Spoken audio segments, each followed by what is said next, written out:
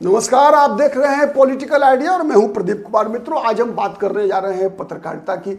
और जब बात पत्रकारिता की करेंगे तो आज सब बात करेंगे सबसे पुराने टीवी चैनल इस देश का, जो निजी क्षेत्र में समाचार चैनल रहा है, एनडीटीवी की।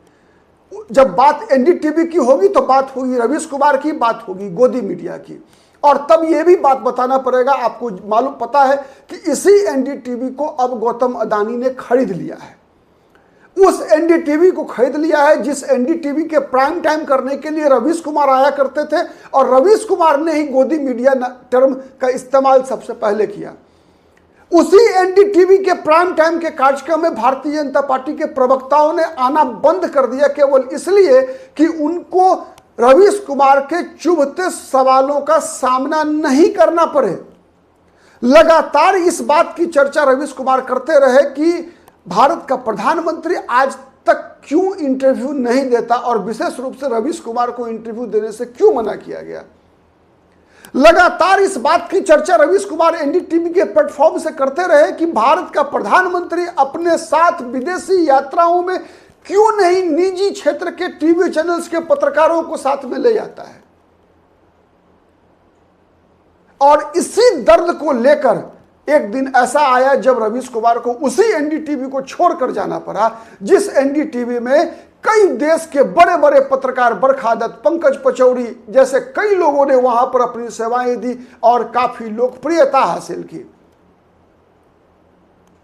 आज हम बात कर रहे हैं गौतम अदानी की। उसी टीवी चैनल को गौतम अदानी ने खरीद लिया, और जब गौतम अदानी ने खरीद लिया, इसका मतलब सभी लोग जानते हैं कि नरेंद्र मोदी, गौतम अदानी और मुकेश भाई अंबानी की जोड़ी तिकरी, इसी को तो सब दिन रवीश कुमार जो है निशाने पे रखा करते थे।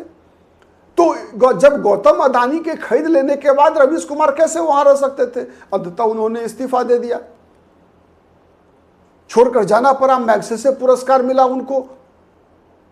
खैर, इसकी बात आज हम नहीं करेंगे, मैग्सेसे पुरस्कार कैसे मिलता है, क्यों मिलता है, ये हमारा आज का मुद्दा नहीं है। लेकिन आज का मुद्दा यह है कि सबसे पहली चीज क्या है कि एनडीटीवी का इतिहास क्या है, गौतम अदानी की भूमिका क्या है, और नए कुछ लोग अलग अलग रास्तों से आकर क्यों केवल एनडीटीवी को ज्वाइन कर रहे हैं। एनडीटीवी को पहले अंतिम सवाल से ही मैं शुरुआत करता हूं। 3 बड़े पत्रकार देश के, इन लोगों ने विगत 3 महीने के अंदर एनडीटीवी को ज्वाइन किया है। राहुल कंवल बात कर रहा हूं मैं।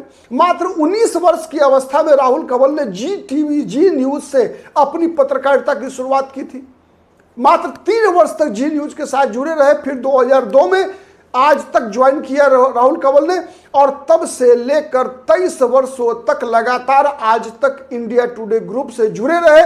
लगातार प्रेस कॉन्फ्रेंस इंटरव्यू करते रहे, बड़े नेताओं का पैनल डिस्कशन करते रहे, और अब वो एनडीटीवी से जुड़ चुके हैं। दूसरा नाम है शिव अरुण का, देश के बड़े पत्रकार, रक्षा मामलों के एक तरह से कह सकते हैं विशेषज्ञ। 2 पत्रकार देश में माने जाते हैं, गौरव सावंत, दूसरा शिव अरुण। तो शिव अरुण भी 18 साल का अपना कार्यकाल पूरा करके 28 फरवरी 2025 को इन्होंने भी ज्वाइन कर लिया है एनडीटीवी। शिव अरुण की लोकप्रियता आपको पता है। ऑपरेशन जिन्ना जैसी किताब इन्होंने लिखी है, कई और किताबें लिखी है इन्होंने, लेकिन ऑपरेशन जिन्ना एक बहुत ही प्रसिद्ध किताब है उनकी। मैनेजिंग एडिटर बने हैं वहां। अब बात करते हैं शुभंकर मिश्रा की। शुभंकर मिश्रा आपको पता है, आज से 2 वर्ष पहले तक वो आज तक में काम कर रहे थे।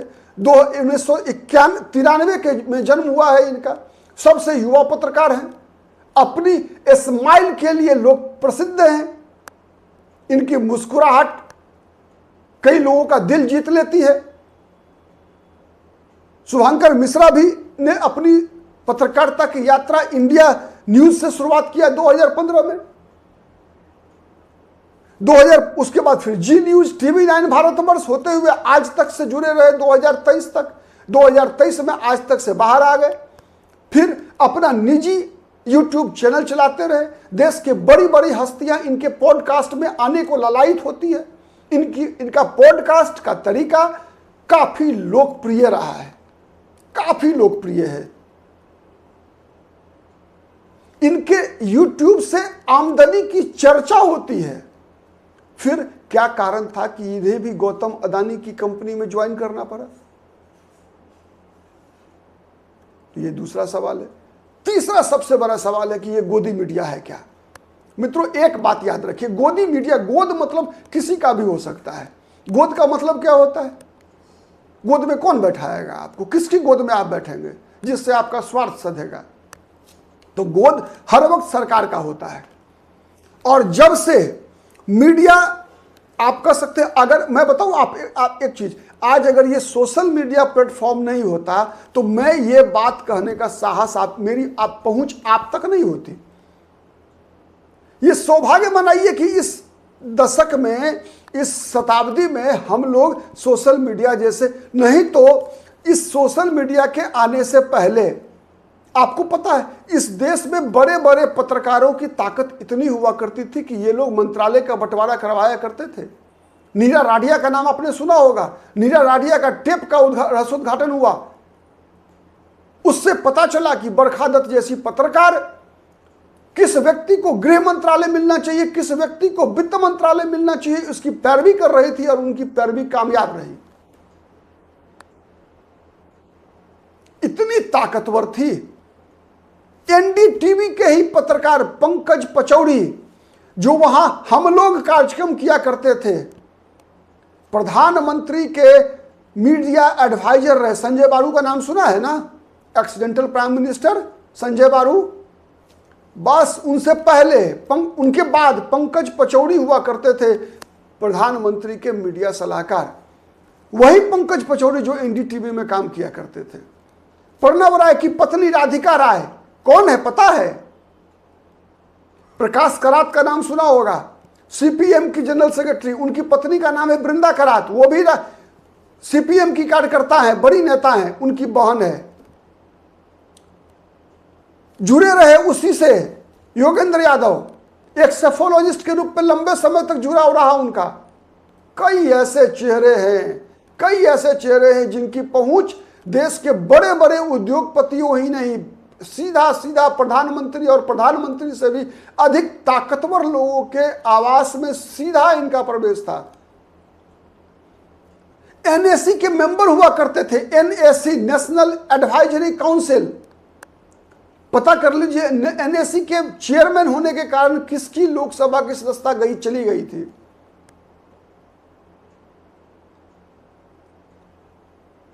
तो मेरा कहने का मतलब सिंपल एक ही है कि गोदी मीडिया पहले भी थी, आज भी है। अपवाद होता है, अब ऐसे लोग नहीं जन्म लेते रामनाथ गोयनका की तरह, जो अपने अंडर में काम करने वाले पत्रकारों को कह दिया करते हैं कि आपको किसी से, कह दिया करते थे कि आपको किसी से डरने की जरूरत नहीं है, आप खुलकर लिखिए, पत्रकारिता कीजिए। आप प्रभास जोशी जैसे पत्रकार अब जन्म नहीं लेते।